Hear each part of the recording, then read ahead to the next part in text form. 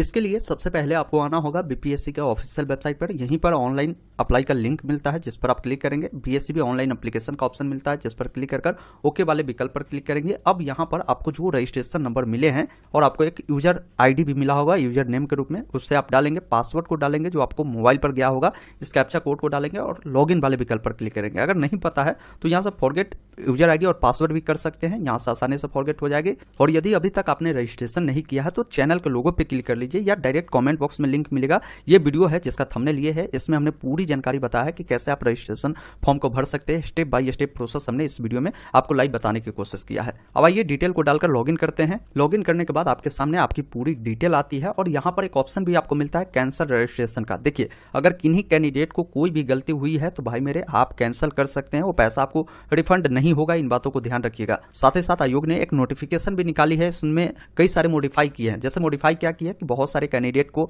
यहाँ पर 6 to 8 में भी अब एज में रिलैक्सेशन दिए जा रहे हैं 10 सालों का, वो यहाँ पर देख सकते हैं। और यहाँ पर स्टेट जो आपको सर्टिफिकेट को लेकर कंफ्यूजन थे तो बता दिया गया कि बीएससी भी यूनिक आईडी जो है वही आपका रजिस्ट्रेशन करते समय जो सर्टिफिकेट नंबर मांगे जा रहे हैं वो उसमें वही डलाएगा। और आपका रिजल्ट 3 अक्टूबर को आया था तो वो तिथि आपको जलाएगा। वही कोई सीटेड वाले कैंडिडेट है तो उनका सीरियल नंबर जो कि उनके मार्कशीट पे होगा वो सीरियल नंबर डालना है और उनको उनके मार्कशीट पर जो इश्यू डेट दिया गया वो डेट डालना है। और जो आप डिटेल डाल रहे हैं तो मार्कशीट का डिटेल डाल रहे हैं तो मार्कशीट को ही अपलोड करना है। ये नोटिफिकेशन में क्लियर कर दिया है। तो आपको एक बार क्लियर हो जाना है कि हमने इन तमाम जानकारियों में कोई गलती तो नहीं किया है। अगर आपका सारा डिटेल सही है तब आप यहाँ पर क्या करेंगे, एजुकेशन डिपार्टमेंट एप्लीकेशन फॉर्म पे क्लिक करें। कोई डिटेल गलत है तो आप कैंसिल रजिस्ट्रेशन कर सकते हैं और सेम डिटेल से नया रजिस्ट्रेशन भी कर सकते हैं। अब जैसे ही आप इस वाले विकल्प पर क्लिक करते हैं तो फॉर्म भरने के लिए सबसे पहला गाइडलाइन है कि आपके सिस्टम में वेब कैमरा यानी जो कैमरा होता है वो लगा होना जरूरी है, अन्यथा आपको फॉर्म भरने की अनुमति नहीं दी जाएगी। इन बातों को ध्यान रखिएगा।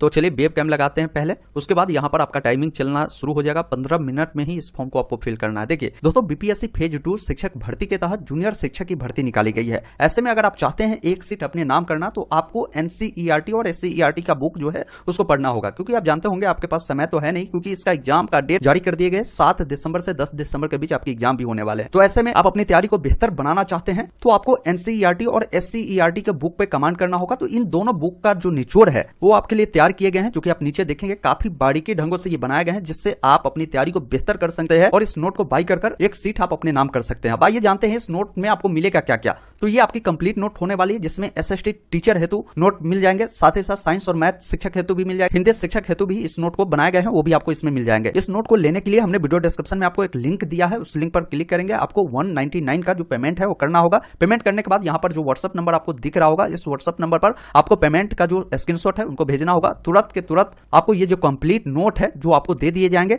जिससे आप अपनी तैयारी को अभी से ही मजबूत कर सकते हैं। समय आपके पास है नहीं, तैयारी नहीं करेंगे तो एक सीट आपके नाम नहीं होने वाले, इसलिए नोट को आप बाई कर अपनी तैयारी को बेहतर कर सकते हैं। बाकी अगर कोई जानकारी चाहिए इस नोट से रिलेटेड, यहां पर नंबर मिलते हैं, व्हाट्सएप कर जानकारी प्राप्त कर सकते हैं। यहां पर कोई भी डिटेल आपको सुधारने की यहां पर अनुमति नहीं दी जा रही। जो डिटेल आपने फिल किया है वही सब डिटेल आपको यहां पर देखने को मिलता है। आप अपनी जानकारी को देख लीजिए, कोई गलती है तो आप बैक होकर आप उसे सुधार करने के लिए हमने बताया कि एकमात्र तरीका है कैंसिल करना। अब यहां पर पूरी डिटेल देखने के बाद सिर्फ एक ऑप्शन हाईलाइट है नेक्स्ट का, आप नेक्स्ट वाले विकल्प पर क्लिक करेंगे। अब आपके सामने अगला डिटेल खुलता है जिसमें भी कई सारी डिटेल आपका हाईलाइट नहीं रहेगा। जैसे यहां पर आप देखिए, आपने जो भी पात्रता या दक्षता परीक्षा उत्तीर्ण किया होगा, जो भी आपने चुना होगा, जैसे कैंडिडेट ने सीटेट टेस्ट पास किया होगा तो पात्रता चुना होगा। बहुत सारे कैंडिडेट जो है 2012 या उससे पूर्व में जो कार्यरत शिक्षक है वो दक्षता चुना होगा, तो इसमें भी बहुत सारे कैंडिडेट गलती किए तो आपको देखना है। तो इन सब में कोई सुधार का ऑप्शन नहीं है। साथ ही साथ आपके पास किस प्रकार की योग्यता है, आपने बीएड किया होगा, डीएलएड किया होगा या बीएड एमएड किया होगा, तो इन प्रकार के कैंडिडेट के लिए ऑप्शन था। साथ ही साथ केवल कंप्यूटर साइंस के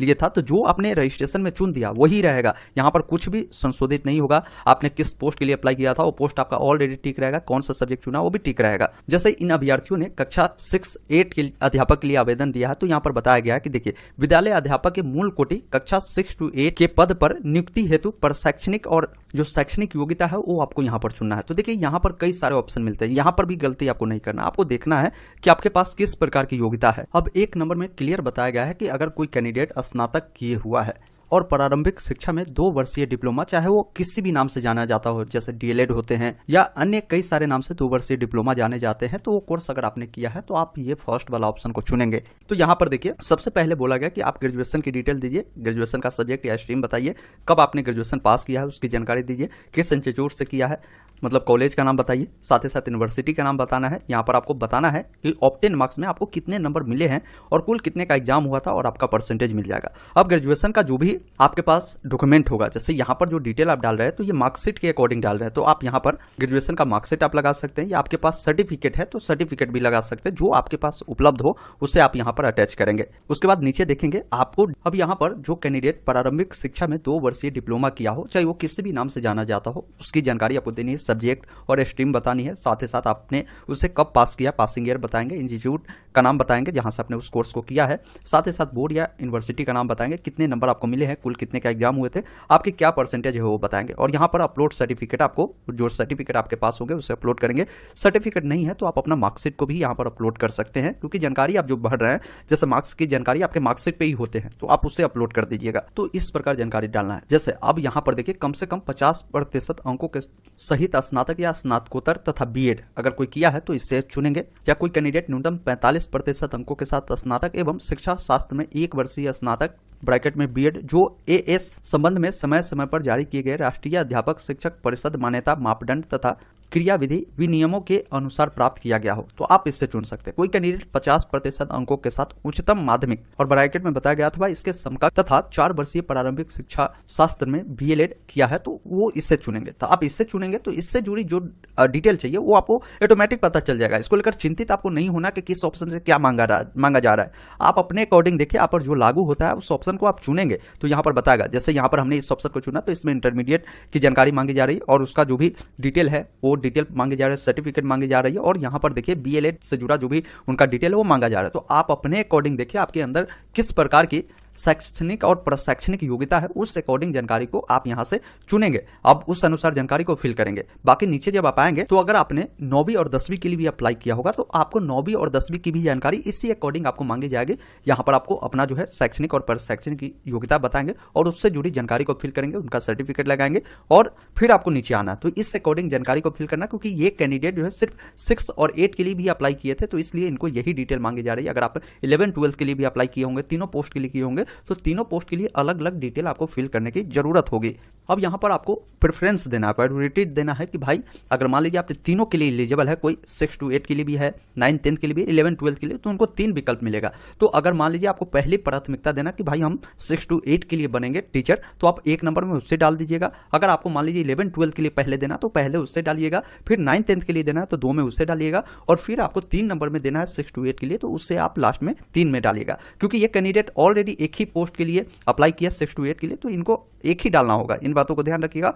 उसके बाद क्या करना है, यहाँ पर एक ऑप्शन नेक्स्ट का मिलता है जिस पर क्लिक करना है। नेक्स्ट आप जैसे ही करेंगे तो अब आपको डिस्ट्रिक्ट की प्रायोरिटी देनी है, मतलब कि किस डिस्ट्रिक्ट में आप चाहते हैं कि आपकी ज्वाइनिंग हो। आप अपने अकॉर्डिंग डिस्ट्रिक्ट को चुनेंगे और बेटर ये होगा भाई मेरे कि आप एक बार नोटिफिकेशन देखिए किस डिस्ट्रिक्ट में अधिक बहाली है, पहले उस डिस्ट्रिक्ट की प्राथमिकता दे, फिर उसके बाद वाले डिस्ट्रिक्ट को प्राथमिकता दे, फिर उसके बाद वाले डिस्ट्रिक्ट की प्राथमिकता दे। इस अनुसार डिस्ट्रिक्ट आप चयन करें।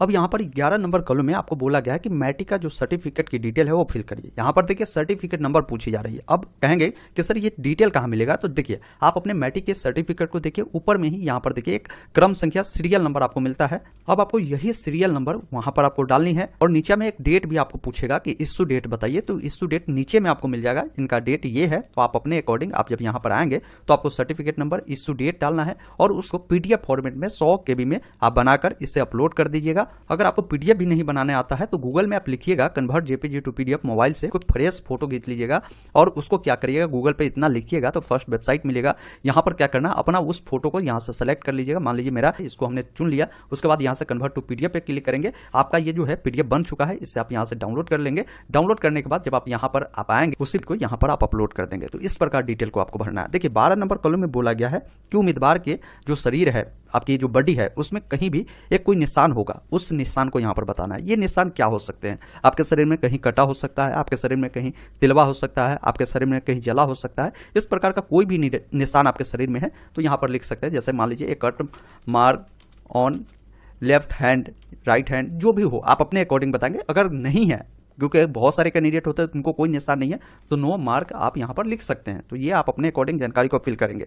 अब यहाँ पर देखिए फोटो और सिग्नेचर अपलोड करनी है, तो फोटो आपकी लाइव कैप्चर होगी। अब इसका क्या गाइडलाइन है, तो गाइडलाइन देखिए यहाँ पर क्लियर लिखा हुआ कि जिस सिस्टम से आप फॉर्म को भरते हैं, चाहे डेस्कटॉप से फॉर्म को भरते हैं, तो उसमें सबसे पहले अच्छी क्वालिटी की वेब कैम यानी कैमरा होनी चाहिए। अब फोटो जो कैप्चर करते हैं उसका पीछे का बैकग्राउंड जो होगा यहाँ पर क्लियर बताया गया है सफेद या हल्के रंग में होना चाहिए। अब ये जो कलर बताई जा रही है, तो एक कलर का भी अगर आपके पीछे का बैकग्राउंड है फिर भी चल सकता है, लेकिन कोशिश करें सफेद या हल्के रंग का हो, ये आपके लिए बेटर होगा। और आप जब फोटो क्लिक करते हैं तो आपके शरीर पर एक अच्छा खासा रोशनी आपके फेस पर पड़ना चाहिए, लाइटिंग उपलब्ध हो, इस प्रकार का ही आपको जो है फोटो कैप्चर करना है। इसके अलावा सिग्नेचर की जानकारी दिए गए हैं कि सिग्नेचर जो अपलोड होंगे हिंदी एवं इंग्लिश में अपलोड होंगे। जो जेपीजी फॉर्मेट में होगा, अधिकतम इसका जो साइज होगा ये 15 KB तक होगा। डायमेंशन की बात करें तो 220x100 पिक्सल में यह होना जरूरी है। इस प्रकार आपको डिटेल को डालना है। अब देखिए फोटो कैसे कैप्चर करना, तो समझिए यहाँ पर आप एक फोटो देख रहे हैं, पीछे का बैकग्राउंड कुछ और है, पीछे में आप देख पा रहे हैं कुछ लटका हुआ है, तो ये सब सही तरीका नहीं है। ये अभी जो लाइव आप देख पा रहे होंगे इस फ्रेम में इस प्रकार पीछे का जो बैकग्राउंड है एक कलर का होना चाहिए। इस प्रकार का फोटो जो है आप कैप्चर करें। क्या करें, इस प्रकार पहले आपको खड़ा हो जाना है, पीछे का एक कलर का आपका बैकग्राउंड हो, और यहां पर आपको क्या करना है, फोटो क्लिक करना है। अगर आपने गलती से कोई अन्य फोटो क्लिक कर दिया इस प्रकार का, तो आप यहां पर रीटेक वाले पर विकल्प पर क्लिक करके दोबारा फोटो आप क्लिक कर सकते हैं। तो इस प्रकार फोटो अगर आप कैप्चर करेंगे तो समस्या नहीं होगी, एक कलर का बैकग्राउंड में आपको कहीं परेशानी नहीं होगी। उसके बाद आपको अपना सिग्नेचर इंग्लिश वाला यहां पर अपलोड करना है, हिंदी वाला यहां पर अपलोड करना है, नीचे आना है, यहां पर आपको घोषणा देना है। एक बार आप यहां से क्या करें, प्रीव्यू जरूर देखें, प्रीव्यू में देख ले कि कोई जानकारी आपका गलत तो नहीं है। सभी जानकारी अगर आपका सही है तो एक ऑप्शन यहां पर मिलता है फाइनल एप्लीकेशन का, जिस पर आपको क्लिक करना है। आप जैसे ही सबमिट एप्लीकेशन पर क्लिक करेंगे बोला जाएगा आप श्योर है सबमिट करना चाहते हैं, इस वाले विकल्प पर क्लिक करेंगे। इस प्रकार आपका जो फॉर्म है सफलतापूर्वक सबमिट होता है। आपको एक रेफरेंस नंबर मिल जाएगा, इसको नोट डाउन करके रखेंगे, और यहां से आपको इसका जो प्रिंट है डाउनलोड करने के लिए री लॉगिन वाले विकल्प पर क्लिक करना है। अपना लॉगिन आईडी जो कि यूजर नेम होगा, पासवर्ड कैप्चा को डालकर लॉगिन करेंगे, और अपना जो प्रिंट आउट है वहां से आप निकाल कर अपने पास सुरक्षित रख